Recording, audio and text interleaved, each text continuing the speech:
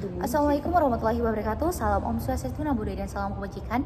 Dewan Juri yang terhormat serta teman-teman Lomba Debat Indonesia yang saya banggakan.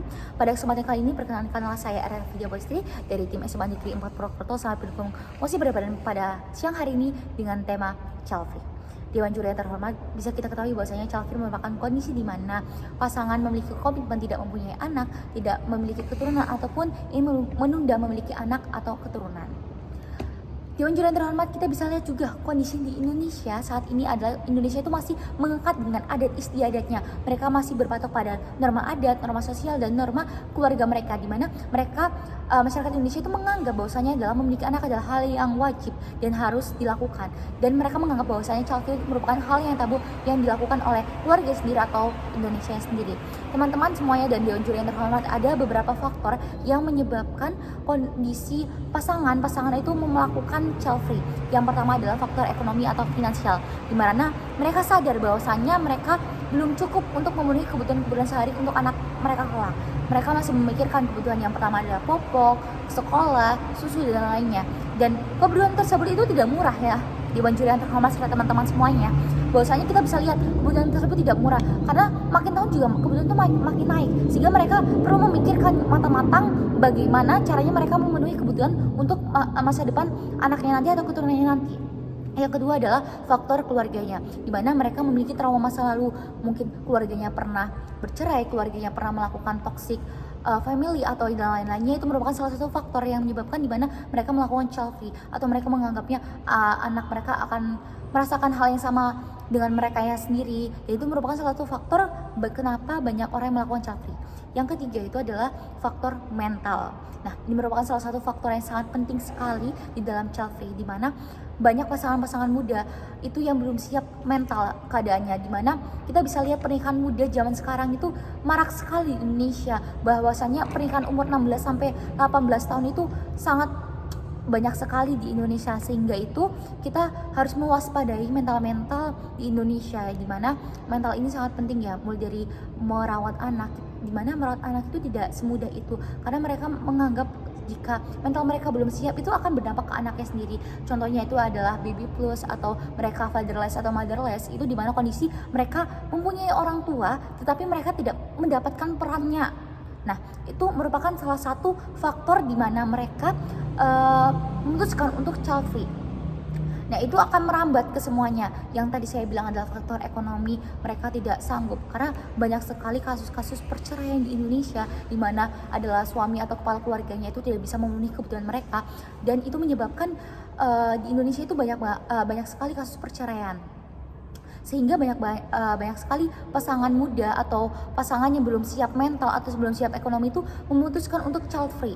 Nah, child free ini ada child free dalam waktu sementara, juga ada child free dalam waktu jangka panjang atau child free permanen. Jika mereka memilih untuk child free jangka pendek itu ya, child free yang tidak permanen itu dimana mereka punya kondisi itu tidak ingin memiliki anak dahulu atau kondisi menunda anak. Nah, kita langsung lanjut ya ke faktor berikutnya, itu adalah yang keempat, itu adalah faktor pendidikan. Nah, faktor pendidikan sendiri itu adalah faktor yang sangat-sangat besar memengaruhi dari child free ini sendiri. Karena bisa kita lihat kasusnya Gita Savitri, yaitu salah satu influencer di Indonesia, adalah mereka memiliki pendidikan yang sangat bagus sekali, mereka kuliah di luar negeri, tetapi mereka memutuskan untuk tidak memiliki anak. Kenapa? Karena mereka ingin mengejar karirnya mereka sendiri, mereka ingin mengejar pendidikan yang ada, mereka ingin dirinya sendiri itu mengejar sebuah target, yaitu pendidikannya. Dan yang kita ketahui adalah dengan kita memiliki pemikiran-pemikiran pasangan muda yang mementingkan faktor ekonomi, faktor pendidikan, itu merupakan salah satu hal-hal yang sangat meningkatkan sumber daya manusia di Indonesia, yang mana itu menambah daya kerja di Indonesia, menambah pendidikan yang baik, di mana orang tua itu sudah siap mental, sudah siap menyekolahkan anaknya. Bagaimana sih nanti anak saya mendapatkan pendidikan yang layak dan pendidikan yang bagus? Itu merupakan salah satu contoh pemikiran dari pasangan-pasangan di Indonesia yang sangat terbaik.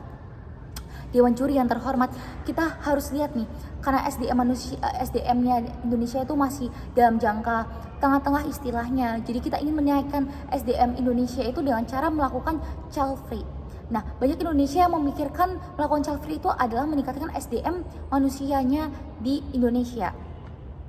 Lalu yang kedua adalah di sini saya ingin membahas yaitu di mana banyak perceraian. Yang tadi saya bilang adalah perceraian di Indonesia itu kan makin marak dengan adanya itu meningkatkan pasangan muda itu agar nantinya itu akan meningkatkan perekonomian mereka sendiri. Mereka siap dalam finansial dan kita bisa melihat nih bagaimana keadaan mental mereka ketika mereka nanti mempunyai anak tetapi anak itu tidak sesuai dengan harapan mereka. Jadi mereka harus siap mental istilahnya, dimana mereka harus siap anaknya normal atau tidak, anaknya berkebutuhan khusus atau tidak. Dan itu kalau terjadi dimana mereka melahirkan anak berkebutuhan khusus, dimana di sini saya tidak akan memunculkan siapapun yang berkebutuhan khusus, tapi itu adalah kesiapan mental. Jadi orang tua tuh harus menerima kondisi anaknya apapun itu, karena anak itu merupakan bukan mainan ya, karena anak itu merupakan hasil keturunan dari kita sendiri. Jadi kita sebagai orang tua yang baik itu adalah harus menerima keadaan anak apapun itu, sehingga keadaan mental itu sangat diperlukan dalam pasangan-pasangan muda, apalagi di Indonesia itu kasus pasangan muda itu makin banyak ya.